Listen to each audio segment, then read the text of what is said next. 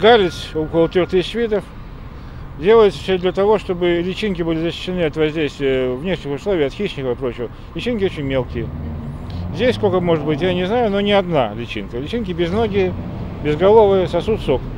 И внутри гала образуется при питании личинок за счет выделения специальных веществ ростовых личинками.